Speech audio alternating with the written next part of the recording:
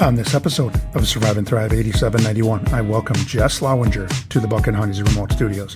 After 7 years of infertility struggles, Jess and her husband let go and trusted the universe, leading them to adopt their son Jude in 2021. Jess opens up about resilience, faith, and the profound joy of adoption. Her story is inspiring. This will be a good one. Here we go. Good morning, good afternoon, good evening. What is up wherever you are, whatever you are doing? I hope you're having a great day. Welcome to another episode of Survive and Thrive 8791.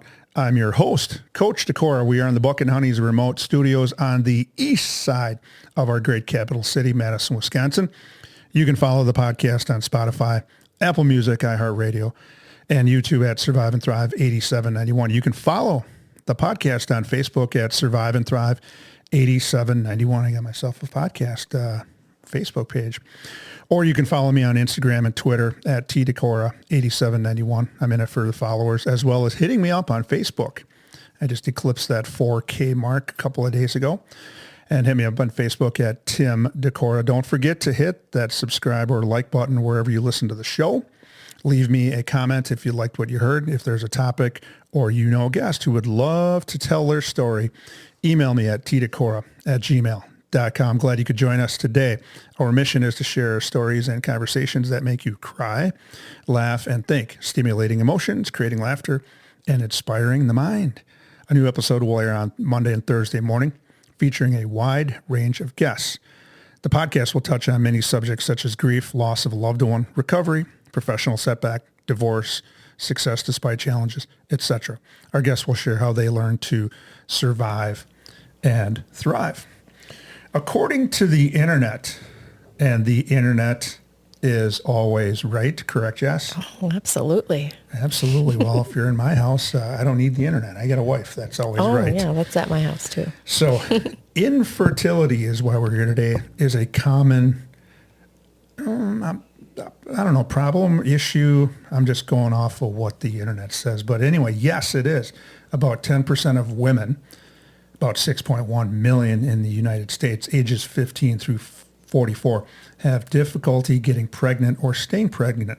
And that's according to the Centers for Disease Control and Prevention, the CDC, from an article that I got that from on February 22nd of 2021. Today, I welcome Jess Lawinger to the Buck and Honey's remote studios. Raised in Delafield, Wisconsin, Jess is an alum of Kettle Moraine High School, a proud laser, where she was on the dance team and notably sang the national anthem at high school events, and admits to messing up the words on occasion. Same here. After high school, she would take her talents to Edgewood College in Madison, Wisconsin, and earn a degree in early childhood and special education. She would go on to earn her master's degree in special education with an emphasis in autism from the University of Wisconsin-Whitewater. After putting all that education to good use, 14 years in the classroom, Jess decided to leave the classroom and pursue her other specialties, such as wellness, consulting, and founded Soul Purpose in 2018. Currently, she teaches at the University of Wisconsin-Whitewater. I'm so glad you could join us today. Jess Lawinger, what is up? Thank you for having me. Yeah, this is so cool to get you to come over to the east side from your humble abode, which hopefully you'll paint a picture of what that's like, because your house is sure will. It's a different setup. Your house is so cool. We have to talk about the most obvious thing today, and that is the temperature, this cold snap. So it's horrible. We're shooting this on, what is this today? February 18th, and it is minus 10 degrees out. I look out the window right now and I see bright sunshine. I don't see minus 10 degrees. Don't go out there. And that wind chill. How is it? It's horrible. It's horrible. Yeah, my face hurt walking to my car. My ears hurt. I had to go to a meeting between the high school. I had to walk from the high school to the middle school, and it's maybe 45 seconds across the parking lot. Okay. Freezing. So yeah. I had to throw on my hat. It's not good. These are the days we wonder why we live in Wisconsin, I think. Yeah, but then I noticed that it's going to be warm this weekend, so Up and down. We'll be through it. Yeah. How about this? I get to ask the questions as the podcast host. This is exciting. And you're in the hot seat. Mm-hmm. For the listeners, Jess and a former student of mine, Shannon Burns-Prosh, have a successful podcast called From There to Here, where they have a similar format. And we talked about this off there, that you and Shannon were instrumental in me starting my own podcast. Oh, thank you. Yeah. Talk about the format a little bit. Just, I know we're going to hit on this From at There the to end Here. too. Yes. The idea is to talk about the hard things we've been through and where we are now and how we got there, hopefully, with positivity, right? Always positivity. But keeping it real at the same time. As we're talking and you're talking, I'm realizing that there is a lot more similarities. Yes, very much so. But I know that we probably got there from different avenues. Absolutely. I know me from the recovery world got there with and we'll talk about the format that we use. But yeah, and we've all been through some hurdles and some bumps in the road. If you're a human, you've been through something, right? The national anthem. Yes. You don't. Please don't make me sing You don't it. care for if I get the band going here on the side? No. You were notorious for messing up the words. was. What words would you mess up? I mean, any part of it. And it was so known that when my house got toilet papered, during homecoming week, they used shaving cream and wrote "Learn the Anthem" on our driveway, which was stained there for a little bit of time, but it was just fun and I wasn't sad about it. It was just silly. So I saw that happen with a younger gal, and you would have been a younger gal back then. Yeah. But she was singing the national anthem, and I forget what arena it is. But the coach, she stopped, paused, and she couldn't remember. And then the coach came over and started singing with her. And then she's like, oh, yeah. Yes. The coach did never have to do that with you? No, but sometimes my sister would turn and look at me and mouth the words. So she saved me a few times. Yeah, too bad she didn't have a script like this. I know, right? With some cue cards. Should have had that. You're a yogi. I am a yogi. And I love when people say that because I know what a yogi is now. I thought a yogi was, okay, you're a Yogi Berra. Oh, Yogi okay. Berra fan Yeah, or a Yogi yeah. the Bear fan, but why are you a yogi? Well, yoga is much more than what I think most people think of it as being doing different poses with your body, but really it's kind of a way to live. But yes, I do practice yoga regularly and it's something I absolutely needed in my life to get through infertility, which is what we'll be talking about here today. The studio that I practiced at was a huge piece of my healing. Hopefully I know this is going to go really well and it'll drum up a lot of, people watching and tuning in. So if we have a 1 million people tune in, could I maybe get a yoga session with you? Oh, yeah. We'll do that sometime over at that sweet crib of yours. Right. All right. Because I want to get to your story, we got to get moving on to our first promo for our sponsor. So our sponsor, Buck and Honey's Restaurants, are a great place that people can escape to. For me, it's escaping from cooking dinner. Are you the cook? No, my parents cook. Oh, yeah, that's right. Yes. With their great food and drink menu, 5-star customer service, and a welcoming and vibrant atmosphere, people keep coming back with locations in Sun Prairie, Monona, Wanakee, and Mount Horeb. Most communities in the Dane County area can get to Buck and Honey's within 10 to 15 minutes. So get over there. It's so good. Have you been to Buck and Honey's? Oh, yes. I was dying for you to ask me that question because I love Buck and Honey's. All right. So I'm going to ask you what's your favorite go-to? My food is the veggie centricity. I just had a guest on here about 2-3 weeks ago, veggie centricity. Yes. And there's a similar appetizer you can get if you want a little less. I can't remember what it's called, but when this guest told me that the veggie centricity, I said I would probably have to sprinkle in some protein in there somewhere. So good. My wife and I went to Buck and Honey's last night in Sun Prairie. We were just out tooling around, and we actually ran into my good friend Tom Anderson. He's the owner. Okay. And we had some of the pizza. So next time you go, the Thai chicken pizza, no chicken for me, but So I was good. going to say, try the Bomber Special. Okay. Very good pizza, and I've had that since the mid 80s. So Oh. it's good Yeah. stuff. On the podcast, our guests will follow the format for sharing their story like this. In segment 1, we talk about what was it like when Jess was a little bitty baby, little girl growing up in Delafield and so on. What happened, which is why we have her here today. And then in segment 2, we will continue to talk about what happened and then get into what is it like now. We also will discuss where the listeners pull out their notebooks and pens and pencils and they start jotting down some of the things, the 5 suggestions you have for thriving, which you're going to share with our group today. Segment 1, what was it like before and what happened? So tell us about growing up in Delafield, Wisconsin. Now, I do have to start or say this, but when I think of Delafield, I think of Delafield St. John's because the school is boom, right there. But tell us about growing up there. Let's talk about your parents and your siblings first. We're all very close. You are very close. Like physically Yes. and emotionally and all the things. I feel like I'm one of the lucky ones that sometimes I say I grew up in a bubble. It was just precious little land with happy things, a swimming pool. Life was really great. And I was always led to believe that I would just be able to have a family like that too one day. And it wouldn't be hard because really my childhood was not hard. It was sunshine and rainbows and my parents were always there for me. I teased my sister a lot, but other than that, it was really just a happy house. I had great friends. On a vacation once, some friends and I were sitting around and they were like, explain your childhood in 3 words. And I said, Disney World. Really? Because I had a really great childhood. When you say Delafield and grew up in Delafield, were you in the town area part of it, or were you on the town of Delafield? Because Delafield has that, and I don't know if they had this when you were growing up, or they decided to make a concerted effort to dress up that downtown area. Yeah, it's so cute, isn't nice. it? Yes, it is. Yeah.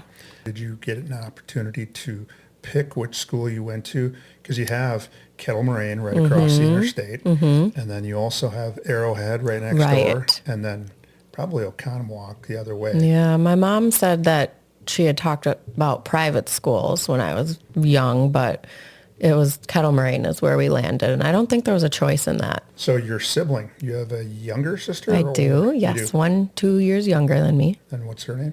Jenna. We're all J's. Oh, you stayed with John, the J's. Judy, Jenna. John, I married a Judy, Jess. And you have a son named Jude. Yep. Oh, boy. Yeah, and his family, his sister's Jamie. His parents are Jim and she'll say Donna Jean. Donna DJ. Yeah, so she's got a J in there. And Jamie has kids, Jacob and Josh. Yeah, there's lots of J's in our family. So you have your own family, and you already kind of led into that a little bit. Your husband, Jess, and I know when I have you in my phone book, it's Jess the girl, and then there's Jess the boy. Yes. So tell us about them a little bit, Jess. My in-laws? Yeah. No, your husband. Yeah, my husband. Well, we met through mutual friends and at a bar, how people meet back in their 20s or back when I was meeting people. I never did any dating apps, but yes, we had mutual friends and he tested out a lot of colleges. Let's just put it that way. He probably has more credits than most people with a bachelor's degree, but he never finished his. So he's got, did a sample. He did a little sample of lots of different colleges. And some people have to go that route before they find out what the heck they want to do. Yeah, and now he's like living his dream job and doing very well. So it's worked out for him. And then you have one son. Yes. And I sent that message to you last night. I said, by the way, I love that name. I love that name too. Because I grew up. Yeah. And my mom, one of the endearing things that she taught me her love for is the Beatles. Oh, and yeah. so, the Hey song, Jude. Hey Jude. So we're a Beatles family too. Oh, you are? Yeah. I also want you to paint the picture for the listeners. Because when I appeared on your podcast back in, I want to say, May of last year, maybe it's 2 years ago now, you had me come out there and it was you and Shannon, and I'm thinking, okay, where am I going?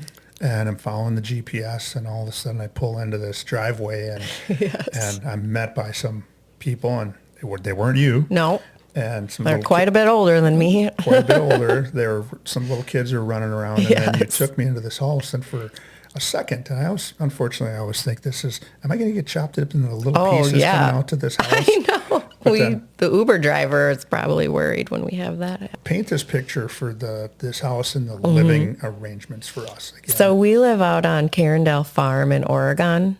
Wisconsin. Yep, Oregon, Wisconsin. Oh, it's just the most beautiful, magical place. You go down this long driveway. It is. I've been there. Yes.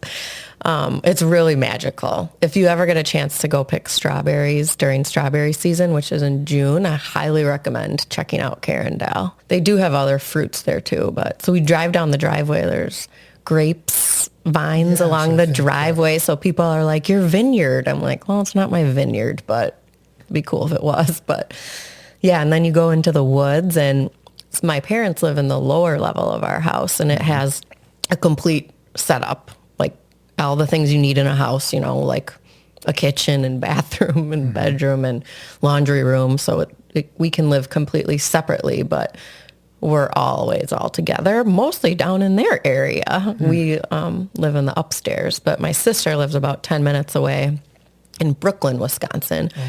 And her kids are over at my house every single day. Sometimes I have to remind them that they don't live there. My husband likes to call it the community center because there's just always people at our house, which I love. So in high school, you were a D teamer, which is on the dance team. Yeah. And you did a couple of other extracurricular activities in high school.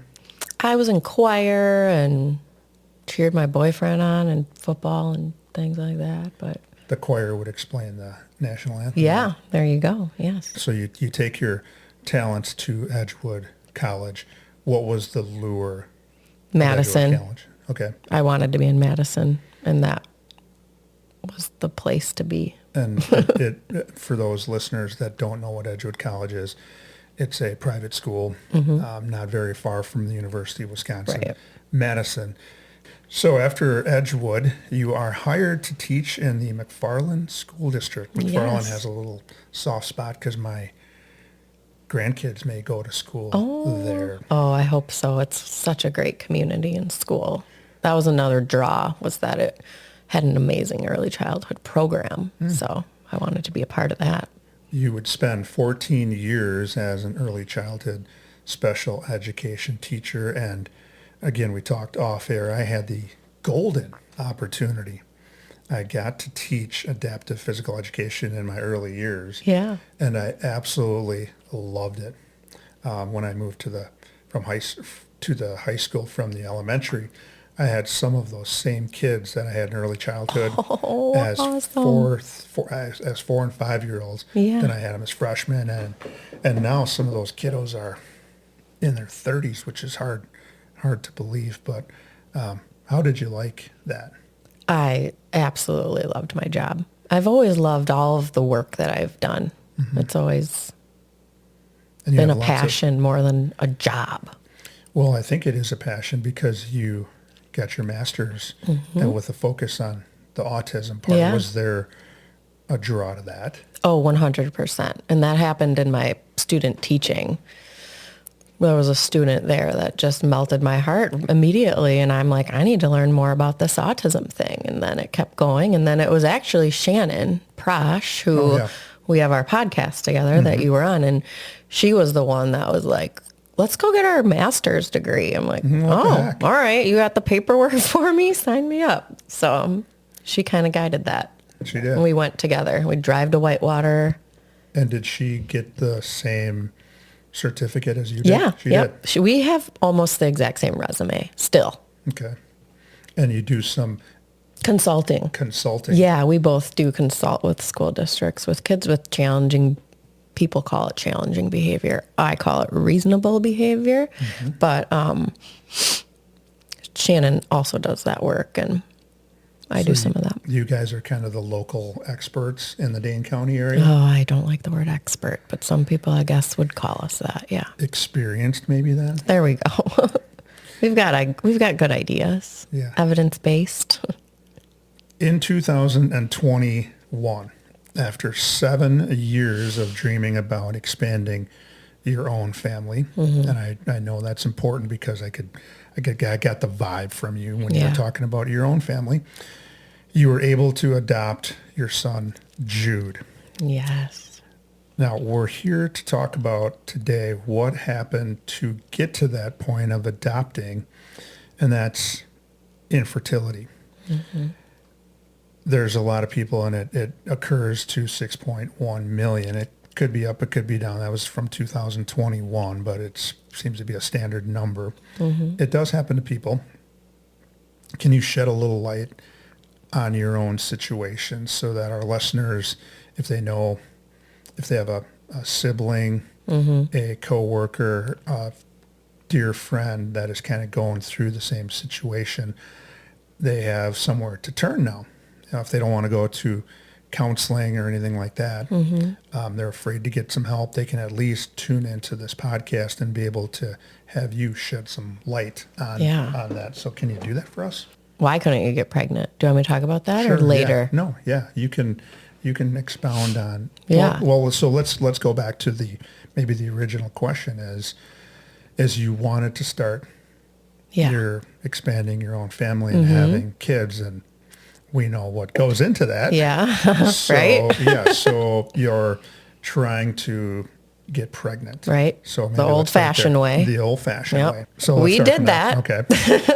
But I can't say never because we did end up getting pregnant one time and miscarried very, very early. But, which was wild. I mean, I bow down to women that are miscarrying and just carrying on with their life, because I had to take off work for a week, not because of mentally being sad or it wasn't emotional. It was like my body felt real weird. Like I was dizzy and lightheaded and just hormones were wild. So that was just like this glimmer to me of, oh, this baby's close. Like I believe in soul and spirit, right? So to me, there's a book called Spirit Babies.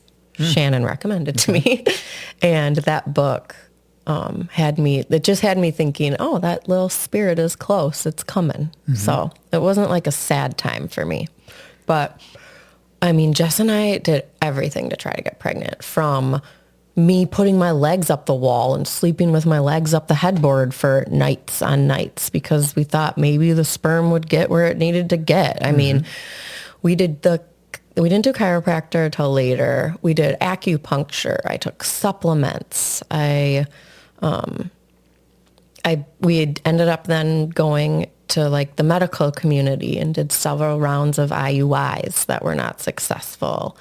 I did some months of like just taking what's called letrozole because it helps release more eggs. And the professionals at that time were kind of telling me this is probably not going to work based on what is called your AMH level, because I had a low AMH level for my age. And they also told me that will never get higher. But that didn't happen to me. After I'd started doing more holistic things, I actually doubled my AMH in a period of time, which still was in what they would call a low range for my age. And basically what that means is, like, when you're a woman, you're born with a certain amount of eggs, and that's it. And as you get older and older, you get you have less and less, right? And usually the ones as you get older are not as like healthy, right? Sure. So that was sort of our story, but it was a really wild and emotional ride. I mean, every month when my period would come was just like such devastation, right? Because that's the cue that, okay, you're I'm not pregnant. You're not pregnant. We're going to have to start this all over again. Yeah. And then finally, after all these holistic things that we tried, and then also working with the medical community, we switched up where we were doing the medical community thing just because I didn't like the doctor where we were. She just honestly seemed to like not have a heart. So, which probably too was partially me because I was in such a sad place. But at this new place that we went, the doctor used much different words with us and was basically like, you have a 20% chance of getting pregnant, even with IVF. And IVF is very expensive. And Jess and I didn't have loads of cash to be thrown around. It had we either had $30,000 for IVF or we had $30,000 for what became adoption for us. But that was very difficult for me to think about not having a baby that was genetically mine. Cause I'm like, will I love it right? How will that be? There was just so much fear and unanswered questions, which now I look back and I'm like, that was absolutely ridiculous. But at that time, it didn't feel like that. But Jess is a numbers guy, big time. So he was like, honey, 20% chance is not enough. Oh, really? Okay. Not enough to spend 30 grand. And then now what? We spend 30 grand on IVF. It doesn't work. And we don't have another 30 grand to be doing this, right? Because we also didn't want to bring a child. We've worked very hard to get this beautiful home that we have. And we were supported by both of our families to be able to even do that. And we wanted to be able to take our kid to Disney World and do all the things that we were doing. So we didn't want to put ourselves in a financial position where we weren't going to be able to do that if a kid came along. So that's ultimately why. I mean, he sort of drove that ship to we got to adopt. And I was like, well, then fine. You are going to do all, because adoption is for adoption, you have to take classes and all this stuff. And he did all that. I didn't. I was like, it's your turn. I would have to say that just reading your facial expressions when I said the word Jude, you kind of lit up and you got a little twinkly. So going through that whole process is worth it. Oh, there aren't strong enough words. It makes me emotional to think about somebody that would choose not to have a family because they're scared of adoption. Because all those fears I had were just now I know, ridiculous. Because love is love. And when a baby is placed in your arms, and somebody says, you're the mom. You're the mom now. And you're going to love it. And here are the directions and here's the manual. Yeah, right. And we wish, right? And go ahead and do this. And is it complicated? Yeah. Our adoption process was not pretty. It was a nightmare. Our social worker told us, this is the worst time I've ever had in my 15-year career. This doesn't usually happen. But it did, and that's okay. Because we made it through. The listeners are probably maybe saying right now, what made it difficult? Happened? What made it difficult for the social worker and you? So Jude was born and was with his birth mother for the first 7 weeks of life. And the birth father was in and out of that picture during that time. Jude was placed in what is called bridge care, and he was there for a week before he was placed with us.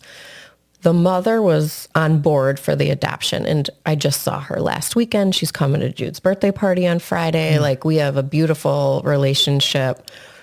Jude has biological brothers that are going to be there, grandmas. So there are some really great, now more family for us is how I look at it. And I would never deny love for my child, right? Because this isn't about me and how I want to handle this. This is about what's best for him, right? And what's best for him, I believe, is that he has access to his biological family because he's going to have questions about it, right? Better that he can ask them if they're healthy, right? But the tricky part was Jude's biological father at the time. He was not going to sign his rights over, which meant then we needed lawyers. Lawyers, plural. Team. And we had to pay all of them. And so remember when we were worrying about 30 grand for IVF or well, we were told, we had Jude with us. I think it was like, I could look at my notes. Almost like, I don't want to say I blocked that out, but this was seriously some of the scariest months of my entire life because we didn't know if we were going to have to give him back. And like, we were his parents at that time. Like, and legally, that's of course not how it works, right? You have to have parental rights terminated, and then you need to have the adoption after that. And rights, he was saying, were not going to be terminated. And the lawyers were like, you can't talk to him. Like, it's all got to be through the lawyers. And my gut and in my heart, I was like, I just need to talk to this man and it's going to be okay. So finally, like, I kind of put my foot down and said, I'm doing it. I don't care what you effing lawyers are saying. I'm going to do this. And they were like, okay, I can't really stop you. And we did, and it was okay. But like, we needed an extra $30,000, $40,000 to pay the lawyers, which we didn't have. But at the time, the social worker was saying this is likely going to go to trial. So we were deposed. And if it were going to go to trial, which is what we should have been planning for, we were going to need like $120,000 more dollars to pay for it. Or I'll never forget when the lawyer on the phone said, or you can just give them back. So, I mean, it was terrifying. I like lived my life during those months, like shaking, because I'm like, am I going to have to give this baby back? And I know he's not going back to a home environment in which like that Jess and I are able to provide him with. And now both of his birth mom was always ready for the adoption. On board, 100%. And now his birth father is very much. He knows that Jude is absolutely in the right place. But it was a journey. And if it wasn't for our friend who stepped up and wrote us a check for $35,000 because we had 10 days to come up with that, I don't know what would we have done. Like, and it wasn't really the 35,000. We probably could have figured that out, right? But it was the 120. That was like, I really don't know. Like, we don't have that much equity in our house at that. Like, we weren't making the big bucks. I was a teacher. You can look up what my salary was. It was so scary. And I really don't know what we would have done had our friend not wrote that check. The reason that you're here today is to tell your story, and hopefully you're going to help. And I don't like to use the term one person at a time because it's going to take a lot of guests like you to come on to achieve a lot of help, but hopefully you're going to help dozens, hundreds of people by telling your story and kind of giving them a little bit of some direction. It's all worth it in the end. Absolutely worth it. I would do it all again. Yeah, and just to hear the passion that you're talking with, and also the happiness that I see in you is really cool. Because our listeners want to hear how this turns out, because we're going to talk about what is it like now, and then your 5 suggestions. We need to get to the sponsor one more time. So Buck and Honey's has been with the Survive and Thrive 8791 crew since the beginning, with 4 locations in the Madison area. One is always near. People ask why Buck and Honey's owner Tom Anderson places a high priority on the mental health of his employees. He has a mental health professional available for them should they need support. I don't know how many businesses go above and beyond their EAP, Employee Assistance Program, but Buck and Honey's does. In 2020, you and your husband, Jess and Jess, adopt Jude. You find out having your own children isn't in the cards. You'll find out in segment 2 how Jess survived, and she kind of talked a little bit about that, and thrived during that time. Please stay tuned. Don't change that channel. You're not going to want to miss segment 2 of Survive and Thrive 8791. We will be back. If you, a loved one, or someone you know is experiencing a physical, mental, or emotional crisis, there is help and resources out there. Contact NAMI, the National Alliance on Mental Illness Helpline, at 1-800-950-6264. This is a free service providing information, resource referrals, and support to people living with a mental illness, their family, providers, and the public. United Way 211 is available 24/7, 365 and offers free confidential assistance. They connect people with the local programs and services that can help. Dial 211. Emergency Crisis Services, dial 911. The Suicide Prevention Lifeline, dial 988. To connect via web, chat, visit suicidepreventionlifeline.org. Along with those numbers, there is help. You just need to say 3 words. I need help. Now, back to the show. We are back. Welcome back to segment 2 of Survive and Thrive 8791. I'm your host, Coach Tim Decora. The podcast is where I feature guests who share their story in hopes of helping others who may be struggling with what life throws at them. Jess Lawinger is here today because it's in her genetic makeup to help others. She's going to share her story, and she already has, of surviving and thriving after learning of her infertility. Segment 2. So you get that diagnosis at some point from your doctor, and I don't know if we need to touch on as much of the adoption part because that was good stuff in that first segment. But we're going to talk about kind of you get this diagnosis. What were your initial thoughts when they said your numbers, the AMH? Yeah. So, I mean, I remember saying to Jess, my husband, I wish this wasn't true. I just wish I would wake up from this nightmare and we could just have a baby like everybody else. I mean, even still sometimes. I mean, last month when I got my period, I cried.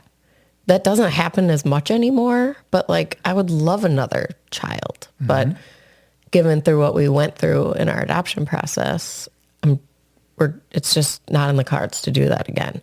But infertility was sad and it felt isolating and it felt like nobody understood what I was going through, even though that wasn't true. Yeah. Did you have somebody that you eventually crossed paths with, ran into, talked to at all? Shannon was a huge, obviously, supporter. But in terms of being able to talk to somebody that has been through it, I have lots of friends, and they were all amazing listeners. But it really helps to be able to talk to somebody that gets it, because they can say, I understand, and they really mean it. They've felt those feelings and had that same experience. So for me, it was leaning into those friends and there were a few others as well. My friends, Kim and Steve, they had a journey to get their children too. And those were probably the main people that I knew understood. You bring up a great point about finding somebody who has that same journey and path. And I think you guys probably do it with your podcast. I know the reason that the reason behind my podcast is to share as many of these stories that I can and bring on guests that have these great stories so that somebody out there, 12 people, can hear your story, someone else's story, and realize I'm not alone. Yeah. And then now there's somebody that has done this same path or this same journey that I can lean into. And I'm going to guess that you're going to be a person that if we put your email address or link to get in touch with you, that Please. you are gonna help out whoever that happens to be. Options. You talked about some of the options. Can you put those in layman's terms? Sure. As far as what do these things stand for? In vitro fertilization. Yep. So that's IVF. that IVF is the real expensive one, right? Where it's like $30,000. But we did a few IUIs, and I can't remember what that stands for, but it's like a turkey baster. Jess had to go into a room, do his thing, put it in a cup, and then they like turkey baster it into me, like up in the exact right spot. So in hopes that I would get pregnant. And there, within the IUIs, there are like injectable hormones that you're taking. I mean, that was I think Shannon or I can't remember who shot up who, but one of us gave each other like hormone shots in a parking lot once because we couldn't do it to ourselves. And I mean, yeah, it's totally funny looking back for sure. But at the time it was like just that feeling of having to do that to get pregnant, like made me mad. I didn't want to have to do that. I just wanted it to work like everyone else did, right? And some people don't feel good after taking those things, and it can cause other problems down the road for you, and, you know, increases your chances of cancer and blah, blah, blah. I mean, and that was partially another reason for IVF for us, was to not do it. It was like, I don't know if I want to put more of these chemicals into my body. Yeah, and you don't seem like the person that is going to want to do that for any reason. Right. Taller, I mean, I eat healthy. Right. Yeah, and no. You're having to do it to try to get pregnant or increase your odds to get pregnant. But I mean, at the same time, you know, when I decided that I was going to get mentally well, Yeah. I think if they told me that I had to walk across hot coals an hour a day, I would have done it. 100%. And you're in the same boat. You wanted to have a family of your own and your own genetic makeup child with you, and you're about to do anything. Those were some of the options. As far as the mental health, you talked about being angry, mad, a little fired up, maybe even a little sad because everybody else is having kids. But Oh my, and it seemed like everyone else was having kids but me, you know? So what were you doing for your mental health to be able to stave off any kind of a panic? Yeah. Or so depressed you don't want to come out of your room?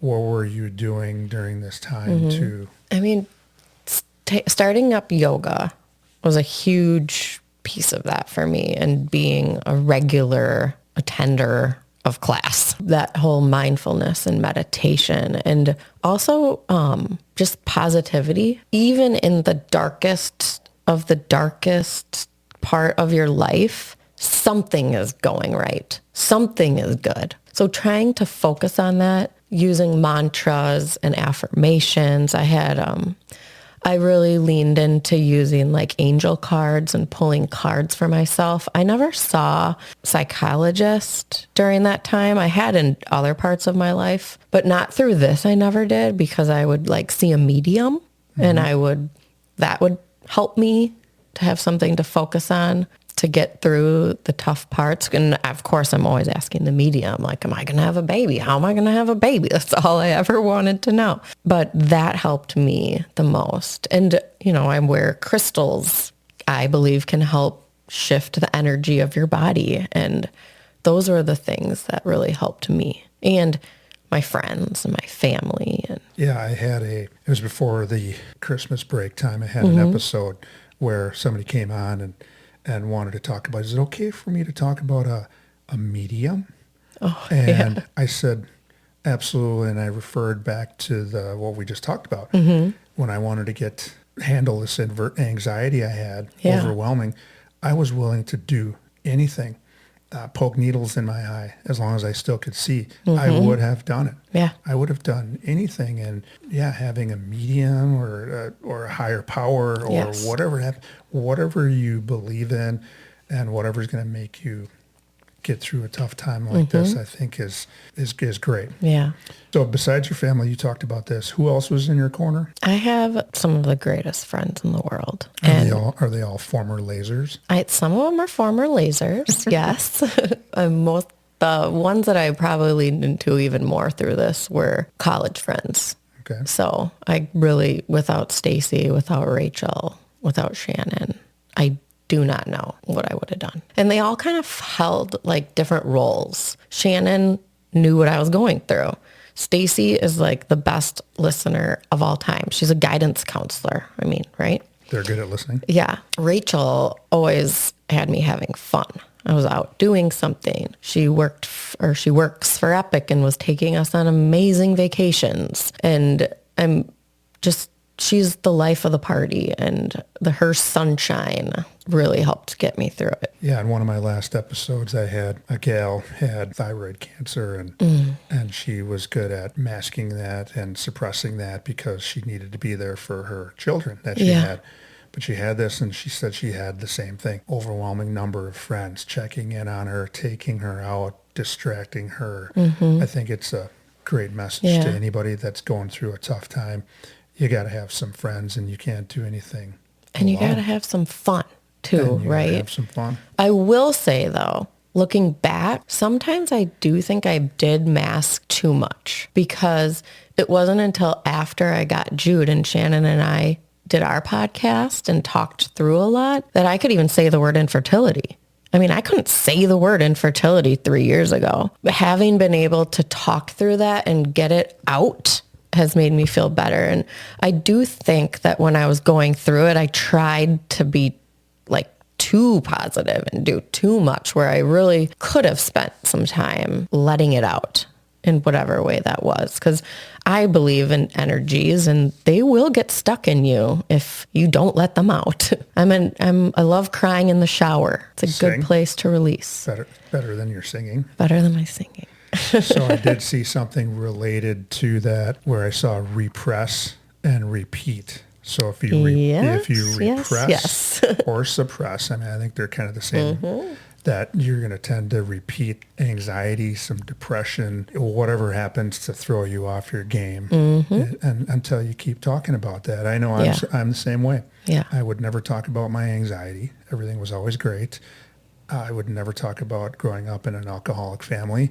I would quickly turn around and start asking questions about somebody else's life. I've stopped doing that, and since I've started to talk about these things a lot more, it becomes natural, and it's been a part of the healing process. And Yes. I'm glad I've been part of your healing process as well. You have 5 suggestions that allowed you to survive and thrive. Knowing you couldn't have children on your own, you are sharing these 5 things that have helped you through that tough time. So I'm going to toss these in softball style, underhand, and you're going to go on, swing away, and hit them out. You think I know how to play softball? Hit them out. Yes. Okay. I'm going to give them. I'm going to try to hit the bat. Okay. So the first one says practice mindfulness. Hit that. That's partially yoga, right? But also noticing where my body is in space. I can feel my bottom sitting on this chair. I can feel these headphones touching my ears. And that's one example. Meditating. There's lots of different ways to be mindful. You But talked about the Reiki. Reiki, I'm a Reiki master, and that is universal force, life energy, and can be used for healing. That was something that was helpful. Mindfulness, love it. And you're going to talk about looking at your friends 2 different ways. The first one is fun with friends. Yes. So tell me what you like to do, or tell us what you like to do for fun, as long as I don't have to report you to the authorities. Oh, okay. I'll leave some things out then. No. We definitely like to go party. Boating is a highlight of life. We love to be in the sunshine, and dancing. Love to get out dancing with my girlfriends whenever I can. 90s music. Country, 2000s? 90s, 80s, 2000s. I kind of like it all, as long as it's not like really hard. Lean into your friends. So lean into them. Tell them what you need, Okay. and be honest. They will be there for you. It's pretty concise. Yeah. Letting go. Number 4, letting go and trust the universe. I love it.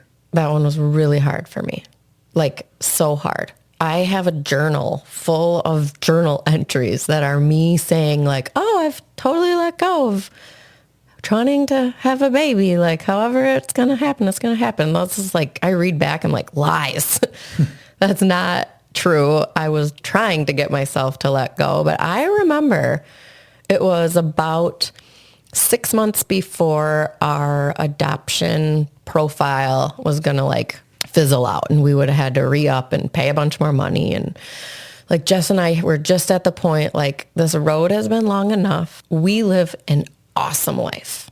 Like we really do. We have a beautiful life. Even if it wasn't going to include a child, we're okay with it. And I tell you, I like kid you not, a week later, I think we got our text message from our social worker saying, there's a baby here for you. Like it was, we had to let go and trust so that we could attract what we needed to attract.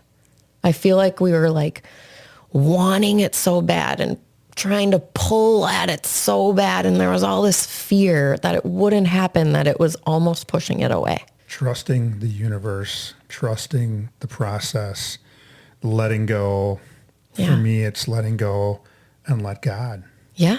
kind of work his magic and maybe just focus on being present, being mindful, and stop maybe putting so much pressure on this.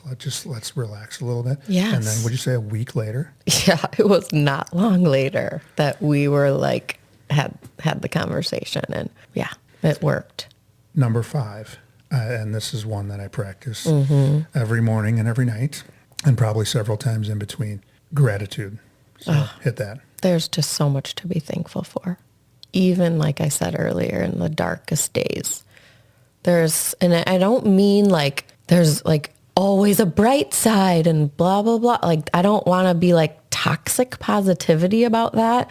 But I do think that there is something good happening even when it's hard, right? And you're not a human if life isn't going to get hard sometimes.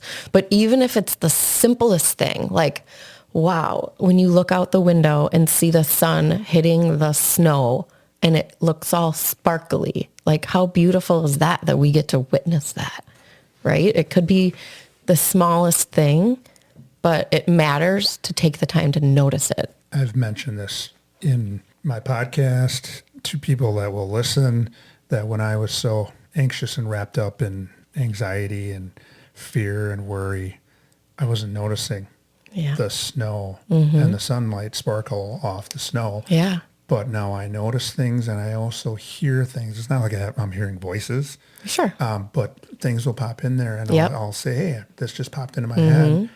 But I noticed those things, and they were always going off. But I just was so wrapped up in my world, and I didn't notice it. And now I'm starting to really notice all of these gifts that happen, or these little miracles that happened. Yeah. And listening to your story today and the miracles that happened in there are pretty powerful stuff. I'm looking for the feedback that happens from this episode today of just the powerful comments that are going to come through.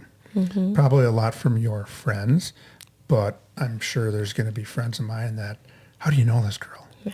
And, well, I know her through this amazing former student of mine, and I'm glad I have been able to cross paths with the two of you because, yeah, there's just a vibe that you give off that is so positive and warming. What an episode. I'm so glad you could join us today. Your journey through wanting to have children of your own to eventually adopting and being happy is inspiring. I truly mean that.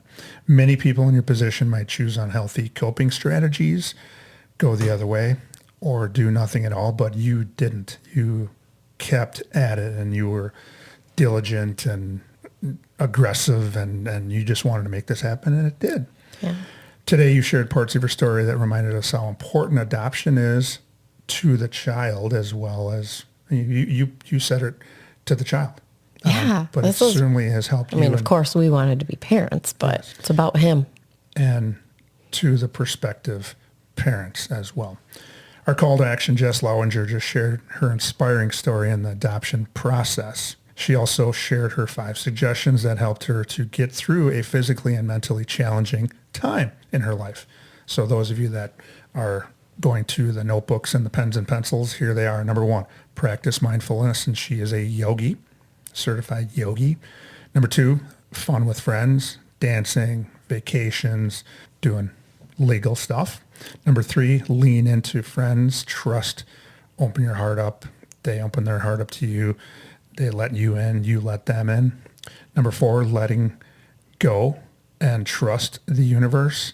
And her example was, yeah, she just let go and all of a sudden good news happened a week later. Gratitude. Gratitude is another word for, giving thanks for the things you had and the journey that you've been on. So as we close another great episode of Survive and Thrive 8791, are there any final thoughts, Jess? Well, first of all, thank you so much for having me. I really appreciate it. And I guess if any listeners want to hear more about this story, if they want to pop on over to our podcast, Shannon and I talk about our journeys a little bit more in depth. And so it's called From There to Here. And if you look for the little heart sunglasses on Apple, Spotify, you can find us on Facebook and Instagram as well. And if you have an interesting story to share, or somebody who does, they should contact you at podcastfromtheretohere@gmail.com. On our next episode, we will have another amazing guest. I'm not sure we can outdo this one today, but we're going to maybe try, in the Bucket 90s remote studios, who will share how they survived and thrived. If you have a story to share, or someone who does, please reach out to me at tdecora@gmail.com. Until next time, hang in there with whatever you happen to be going through, and with hard work, dedication, and determination, you can survive and thrive. Until next time, take care.